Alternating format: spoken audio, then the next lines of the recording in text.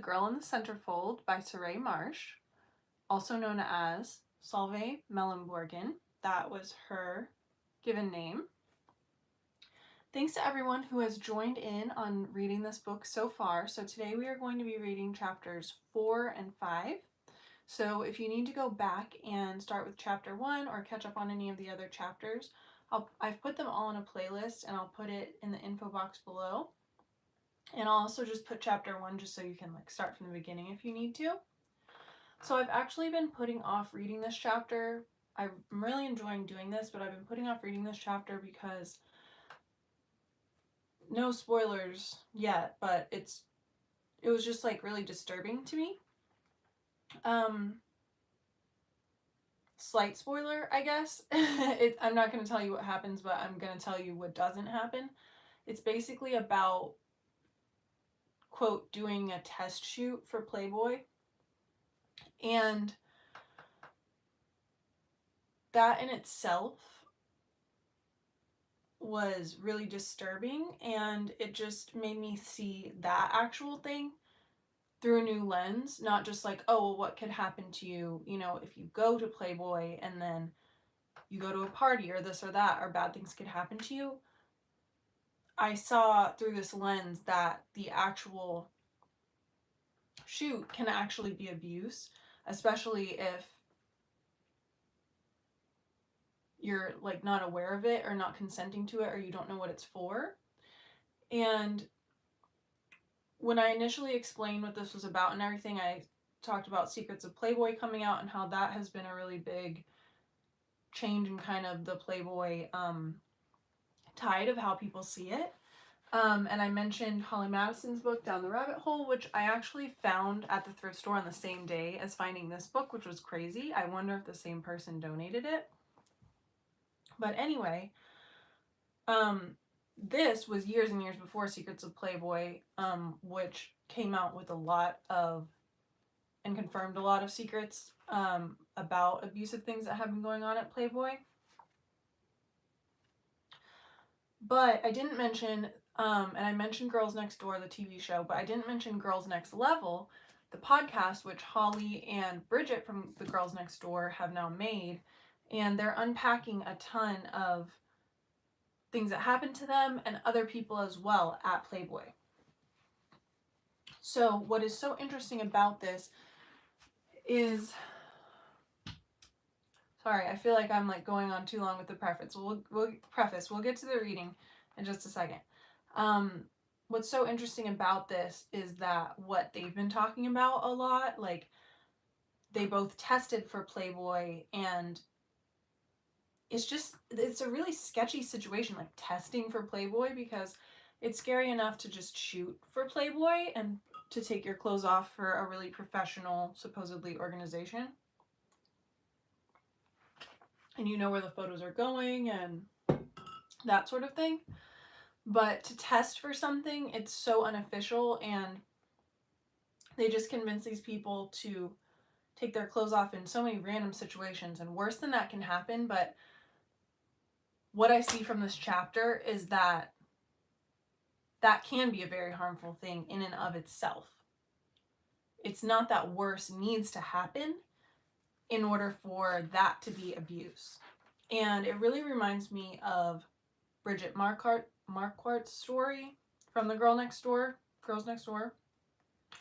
Holly also tested for Playmate, but Bridget especially told a story about her process of going through that, and I don't remember exactly what she said, but she had gone in not intending, I think, to take her top off, and then they were kind of well, this is it, you have to do it here or now or never, kind of a thing. And yeah, it sounded like there was more there to that experience, possibly, and it just wasn't right. But they just kind of act oh, well, if you don't want to take your clothes off, you're kind of just being a prude or something. Not that you're letting these people into your intimate life. So with that lens, we read this chapter. I've been putting it off just because it's stressful. So obviously there's like a trigger warning, as I said, on the whole book, but especially on this chapter. And I'll put in the comments or the info box below when the next chapter starts if you want to skip chapter 4. Chapter 4, Pompeo Posar. In July 1966, after I'd been at the Playboy Club about 3 aching months, 2 words swept through the place. Pompeo Posar. Pompeo Posar. Where's that? I asked. I've never been there. I figured it must be the latest discotheque. I like discotheques. What are you talking about? Pompeo Posar. Everybody keeps talking about it. The bunny I was talking to looked at me in total indignation that I was so dumb. Pompeo Posar is a man, a Playboy photographer, gonna be in town for 3 days. The coming of Pompeo Posar excited many of the bunnies, for it meant that they might get their picture taken. Playboy regularly used bunnies as playmates or as models in such features as The Bunnies of New York, or Playboy Throws a Party, or other exuviated displays. Or the girls hoped to be photographed for VIP, a magazine published by Playboy for key club. Let me take that one again. Or the girls hoped to be photographed for VIP, a magazine published by Playboy for club key holders. Each month, VIP included a New Bunnies in Town feature. Several girls figured to make that.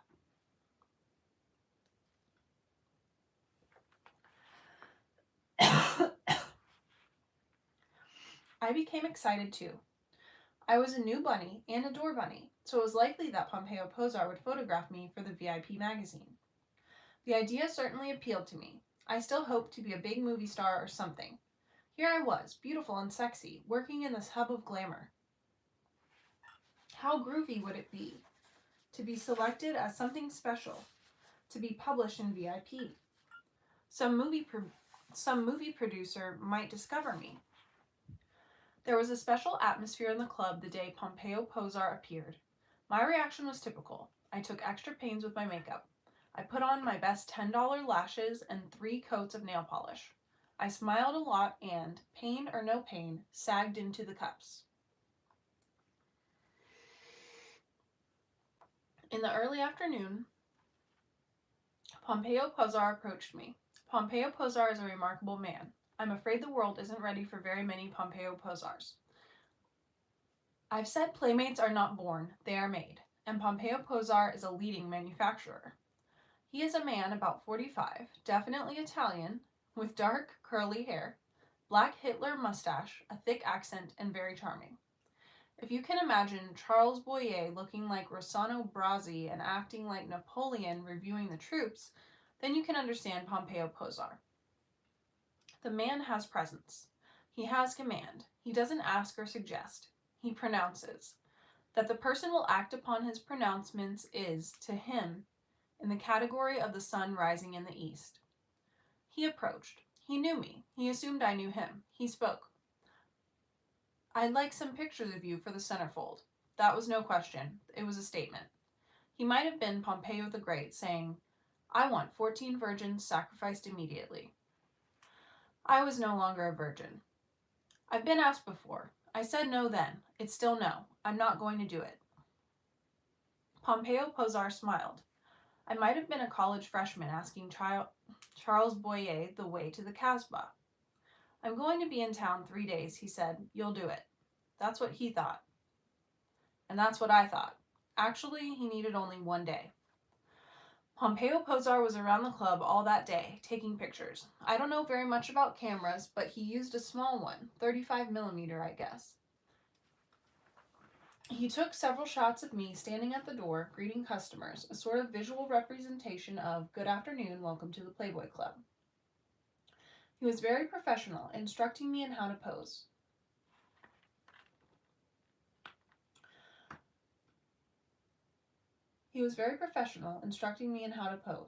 A little more to the side, bend knee, raise chin.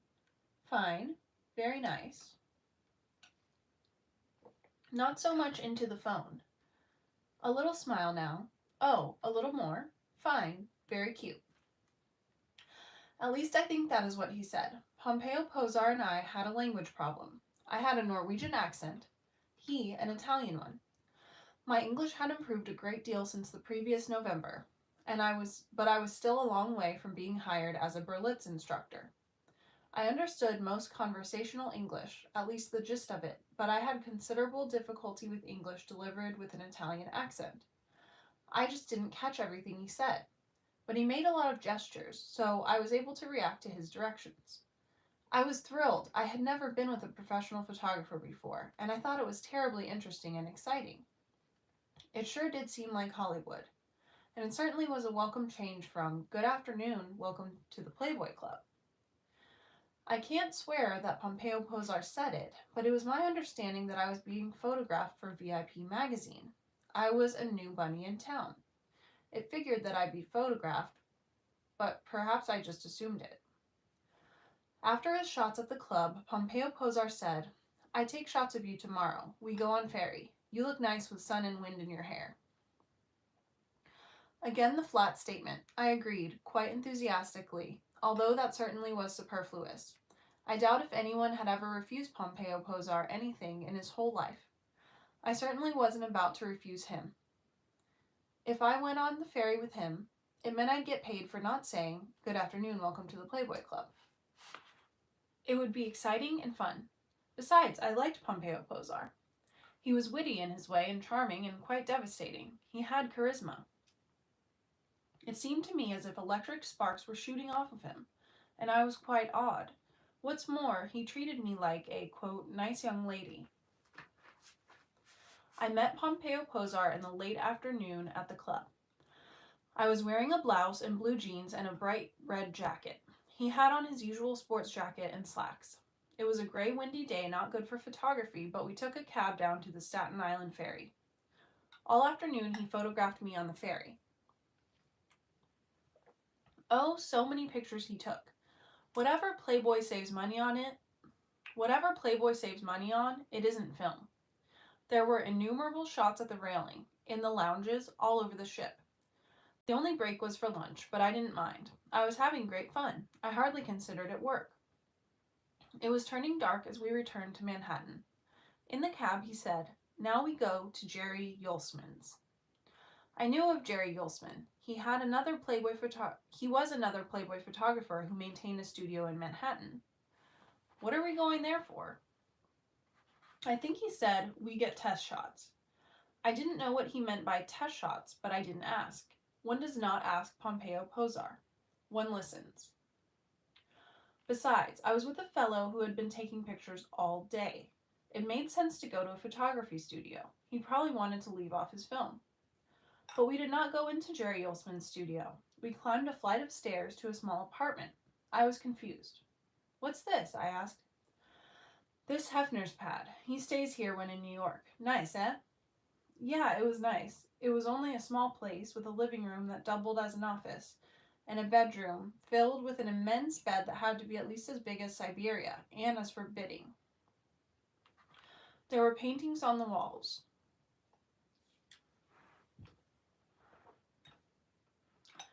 It was all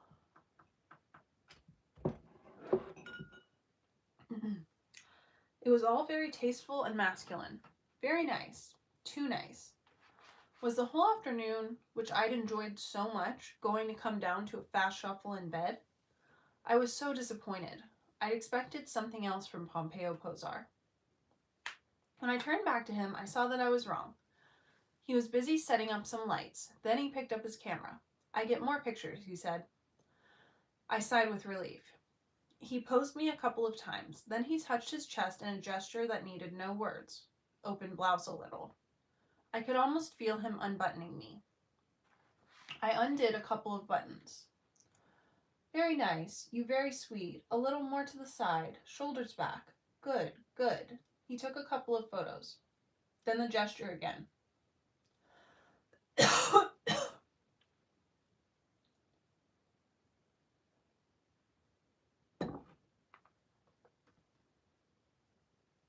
He took a couple of photos, then the gesture again. "A little more V, Salve? It'll look nice." What's décolleté to a bunny? I undid a couple more buttons, only I ran out of them. The V turned into a block. I was embarrassed. I'm sure I giggled, something I only do when I'm nervous. That all right? Fine. Good. To the side, please. Shoulders back. Bend knee. Excellent. Very nice. He was a man concentrating wholly on his work, posing, shooting, reposing, concerned only with angles and light and focus. The click of the shutter and his patter of commands were the only sounds. The pants. Lower, please. Again there was a gesture. I'd had my hands at my hips, holding my shirt tail so that my breast remained covered.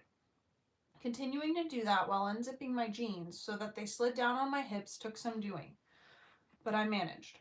I did not feel particularly exposed at this point. The bunny costume, let alone a bikini, revealed far more skin than I was showing. That's good. Legs apart. Farther. Fine. Now turn to face me. Good. Shoulders back. Good. I felt like a marionette being maneuvered by strings. It was as if I were mindless, without will, maybe drugged so that I reacted instantly to every command of this man. Look sexy. I didn't know how to look sexy, but I had to do something. I'm not sure what I did. I guess I opened my mouth, raised my eyebrows, and lowered my eyelids. I felt I must look ridiculous. Ah, good. Excellent. Just hold it. Good, good. The left shoulder, lower please. A little more. Look sexy. Fine, fine. Tummy in, tummy in.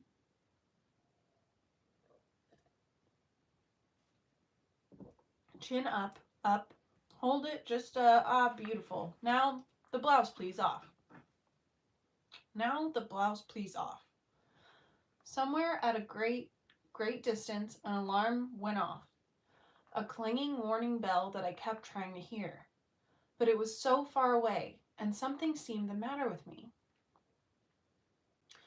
Remove the blouse, please. I get shots. The voice was close, so close. Good, good. Shoulders back, tummy in. Very nice. A sexy look now. No, no, no. Don't hold your arms against you. Put your hands on your hips like before. Don't turn away. Look at the camera. That's better. But sexy, sexy. Hold it. All right. But relax, relax. Nobody hurt you. That's good. Now, hands on the fanny. Arch back more. Good. Click, click. The sounds of the shutter and his voice were the entirety of my consciousness. I felt disembodied, as if I were another girl standing there naked to the pelvis, reacting to this man's every command. He motioned toward the bathroom. Take pants off. I get shots in shower. He turned away and began to reload his camera. Relieved to be away from him, I went into the bathroom and started to take down my pants. Suddenly I saw myself in the mirror. What was going on? What was I doing? How could I? I had no answers. Quickly, he was at the bathroom door. We be done soon, then have dinner. Part of me wanted to protest, but I was confused. I felt his presence commanding me. Somehow I couldn't argue. I felt that if he'd asked me to jump out the window, I would. I stepped out of my jeans. Immediately, I began to shiver. My nipples hardened, and I was covered with goose flesh. Pompeo Posar ignored me. He made no comment, indeed, no reaction at all. I might have been a sheep that had just been sheared. He was the total photographer. Here is what I want. You're just stepping into shower. You have hold of curtain. Suddenly, man appears. You turn your head to look at him. Now you try. Trying vainly to control my shivering, I tried the pose, parting the curtain and stepping into the shower as I ordinarily would. No, no, too much back. More sideways. Still more. Raise your right arm. Higher. Good. Head up. Now turn to camera. Yes. Fanny out a little. Good. And tummy in. Oh, good. Hold, please. Click. Again, hold. Click. A sexy look. Yes, yes. Beautiful. Click. Come on, you glad to see this man. Surprised but glad. Click. He make you feel sexy. You want him. Beautiful, beautiful. As he worked, my chill passed, but then I was too warm. I felt as if I were blushing all over. Just a couple more shots, but relax. Your arm is tired. Gratefully, I relaxed, and as my arm touched my side, I felt wetness. Sweat had run from my armpits down my sides, and I saw beads of perspiration between my breasts. My hands were clammy too.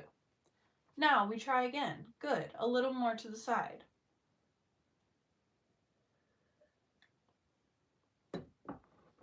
He took several more photos, then stopped to reload his camera. I grabbed a towel for a covering. Now we get shots on the bed. Still wearing the towel, I went to the bed. Only at his command did I discard the towel. There were several poses on the bed. He posed me on my back, propped against pillows, hands behind my head, a leg raised to hide the pubic hair. On my stomach, raising up on extended arms. On my side, facing the camera, a sheet strategically tucked against me. There were other poses in front of an artificial plant and leaning over the back of a chair. Through it all came the click, click, and the resonant drone of his voice. Shoulders back, tummy in, fanny out, look sexy. It seemed much, much longer, but actually only an hour had passed before he said, "That not so bad, eh? You're a very good subject. Now we have a nice steak." Hurriedly, I dressed and we went outside. Somehow I was surprised. The sights and smells of New York were still there. Night had come just as it had yesterday and the day before. Why did I feel so different? In the cab, he suggested that I'd want to change. He'd take me home, then I could meet him in an hour at his hotel. I went to my apartment and showered, put on makeup, and donned a paisley dress. I don't remember much about doing it. I'm sure I was still rather numb, going through motions automatically. I couldn't seem to have much reaction to anything. I didn't throw myself on the bed and cry. I didn't rail at myself for my weakness. I didn't do anything except dress for dinner. Then I went to his hotel and up to his room at his request. He took a couple of pictures, then we went to Danny's Hideaway for steaks. I remember the marinated herring was delicious. He was very charming, very gracious. I listened to his stories about Playboy and Hefner, but I didn't say much beyond, "Really?" and "Isn't that something?" I got home about 1 a.m.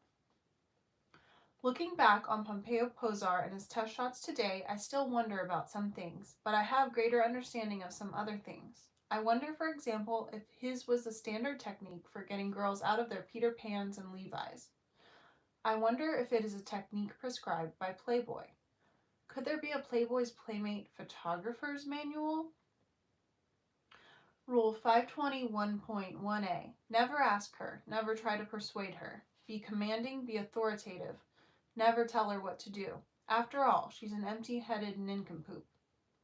Rule 521.5.2f. Always start out taking pictures without her clothes on. Rule 521.5.2f. Always start out taking pictures with her clothes on. Get her used to posing, following directions, and being photographed. Rule 1,000,000. Be scrupulously professional. Never touch her. Any physical contact is grounds for immediate dismissal. Don't even get near her. Don't make any comments on her figure. Any comments on girl's figure will be grounds for immediate dismissal. That includes any statements such as, "Boy, oh boy, aren't you something? What a pair of knockers. God, what a little fanny." Or even, "Wow." Rule zillion. Photographer will not make any pass at girl. He will not try to date her. Dating girl will be grounds for immediate dismissal. But be friendly, charming, sincere, never impatient or brusque. Brusqueness will be, never mind. Photographer may take girl to dinner, but as a father taking daughter to dinner. Any physical contact whatsoever will be ... I've never seen such a manual, but I have a feeling it must exist. In any event, Pompeo Posar handled me just right. Nothing could have persuaded me at any time to pose nude. He would have had to remove my clothes forcibly and tie me down.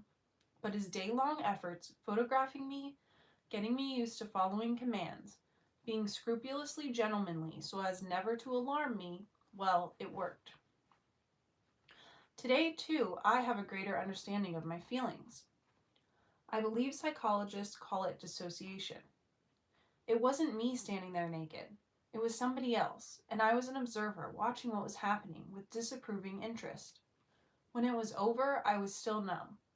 I was aware of what had happened, but somehow it hadn't been me, and I hadn't been involved. I rather successfully put it out of my mind. I understand also why I reacted this way. I had made such a thing of not posing nude. I'd said absolutely not. I'd sworn to myself that it was something I'd never do, and yet, programmed by Pompeo Posar, I was breaking my word to myself and not wanting to, scarcely aware of what I was doing. It was to me a big loss of self-respect, and I could never have volunteered to do it. Unable to stop Pompeo Posar and unable to accept the fact that I was doing it, I dissociated myself from the action.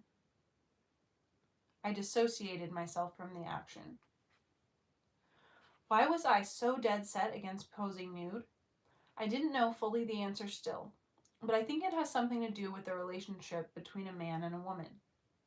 By the time Pompeo Posar appeared, camera in hand, I had had what most people would think of as considerable experience with men. Certainly, appearing disrobed with a man did not set me to alternately shivering and sweating. The generation gap be hanged, along with the Puritan ethic in Queen Victoria. A girl has no difficulty disrobing for a man she loves or likes, is infatuated with, or simply desires. But what happens between them is a private, personal thing, a sharing of intimacy that thereby creates a bond. To disrobe in public, even if the public consists of just one person, serves no purpose, it seems to me. You are not taking a bath or going to bed. You are not sharing intimacy. It's voyeurism, pure and simple. Good old Pompeo Posar and the millions who view his work. I think perhaps there is a deeper reason why I was so against posing nude. At that time, I wasn't being very chaste, a subject to come up later in this narrative. I didn't think I felt very guilty about it, but perhaps I was kidding myself. Maybe I was all chewed up with guilt. It has occurred to me that the fact that I wouldn't pose nude was the anchor of my self-respect. Maybe it was a never on Sunday sort of a thing. Or perhaps I was like the millionaire who saves string, or the alcoholic who never touches a drop before noon. As long as there wasn't a camera around, I couldn't be all bad. Alright, and that's the end of chapter 4. And that actually was longer than I expected. So we're going to stop there. And next up will be chapter 5, Only in America. Oh, also, I did my nails really cute. And Valentine-ish. Whew, what a chapter. Well, I hope you guys enjoyed that. Fun is about to start. She's about to be headed off to Hefner's Playland, as they describe it. So stay tuned for that. And let me know in the comments below if you want to do, because for chapter 1 I did like a quick recap and kind of like discussion of just kind of notes and points that I had noticed.